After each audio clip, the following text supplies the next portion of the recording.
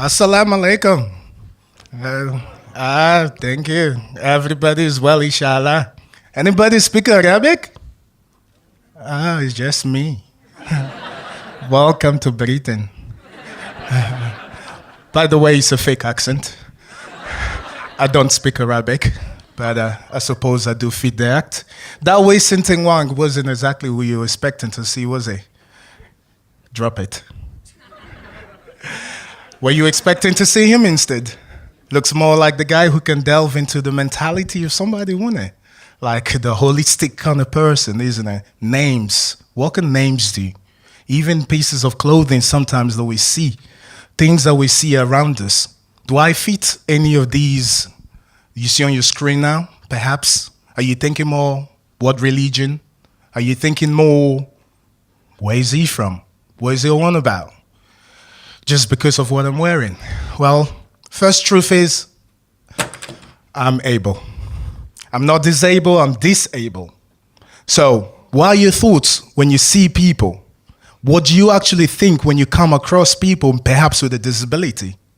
And in fact, I'm not Muslim, so please don't throw any eggs.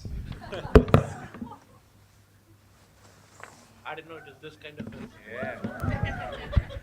Were you getting scared when I was taking this off? Actually, I'm African, I'm the Prince of Zamunza. When we first came to Britain, we used to be called, we are coming to Britain to help build the empire. All of a sudden, we become immigrants and benefit scourgers who cause traffic on the M4. But we're still the very people who win you golds and, at the Olympics and so on and so forth. But it's things we see on TV. So eventually we'll form prejudgment based on what we see. And in fact, scientists also defend us because they say brain image scans actually tells us that when an individual is presented to somebody with a different ethnic background, in fact, the brain alert system for danger triggers for irrational prejudgment. But I'm not here to judge you.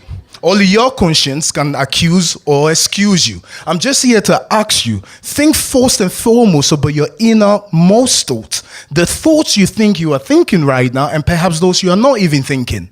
Because look at these two ladies, for example. Which one of them do you think has been forced to wear a head covering?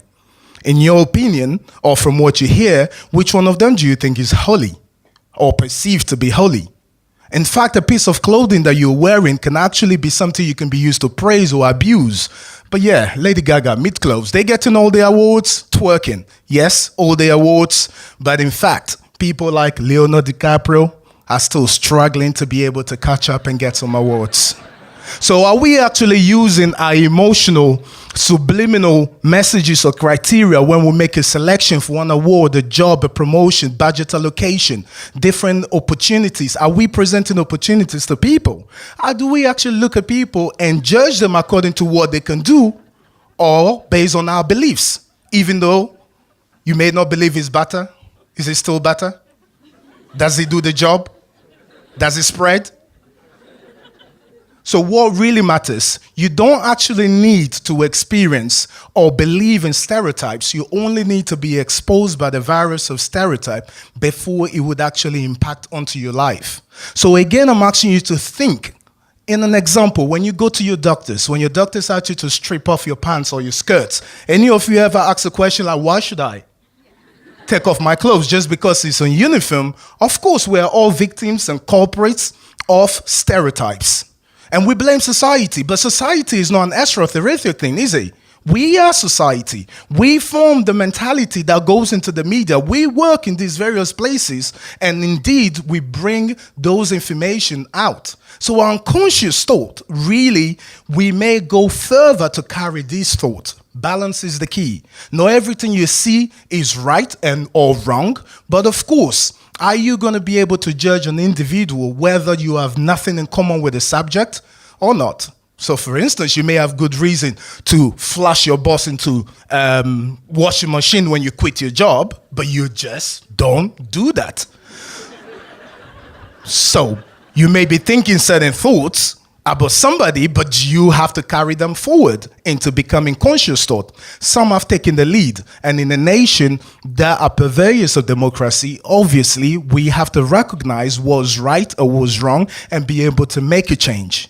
You may be individuals who in the future would have positions such as jurors, police officers, or lawyers, decision makers, and you would have the life of people in your hands. But would you also have death on your mind? Well, all I can say is when I travel the world, I see a lot of things. But pierce first into your own mentality, into your own thoughts. Make sure you revise them. Gather all the evidence before you actually go forward and take them into action. My name is not Dai-Wei SiTi Wang, by the way, but you can follow me on Twitter and Instagram at The Writer Reflex and read my poetry at poetry.com. Thank you.